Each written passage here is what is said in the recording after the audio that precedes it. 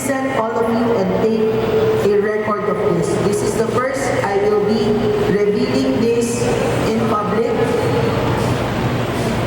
The person who alleged that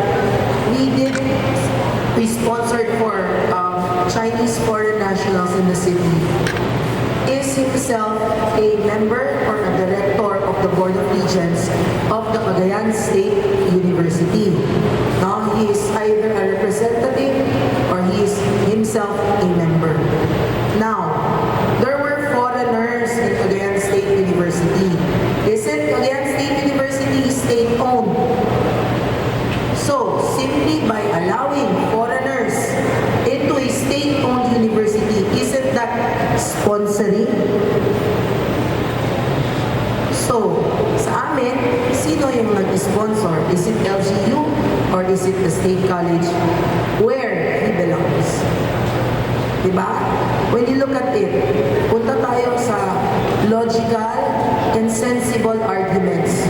Cagayan State University is a state-owned university, meaning it is government that funds everything inside Cagayan State University. I'm not saying that Cagayan State University has Chinese students. What I'm saying is they had foreign students before.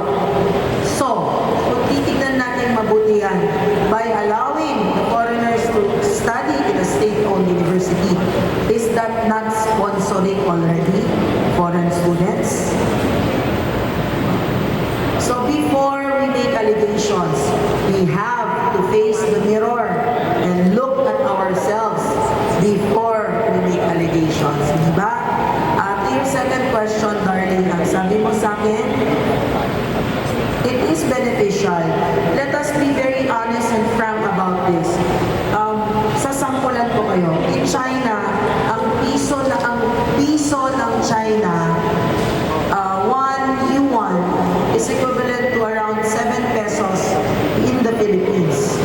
So if that person has 1,000 yuan, may 7,000 pesos na siya sa Pilipinas. Pag umuwi yan dito, alangan naman hindi kumain. E di ibigay niya yung 7,000 pesos niya sa loob ng Tuguegarao City. If that person, American, sa Amerika, 57 pesos ang $1 nila. Pag uwi yan dito, and they go around the city and ride the tricycle, ride the taxi, or ride the kalesa, that is added additional income to our people in Tuguegarao City. When they enroll in the schools and use their money, that is another added income to the city. And if they need to live somewhere, they also rent. Diba? That is another added income for the people of the city. They will of course drink water, buy water, use electricity, which they will pay.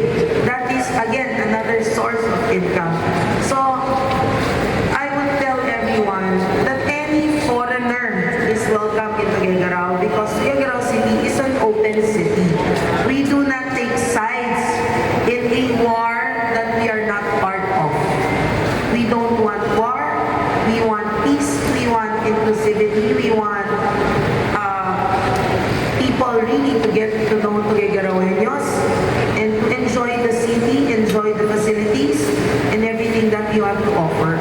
So there's no problem. There's benefits for the Filipinos whenever foreigners come in. The government has a policy. We go globalization, di ba? We go global.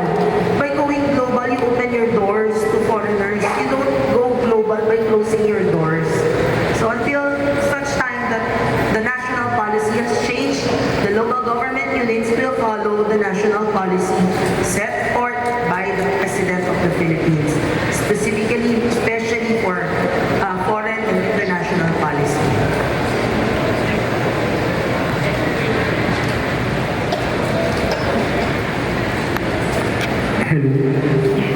Baka mamaya sabihin nangiintriga ako sa CSU ha. Hindi naman. It's just a statement of fact.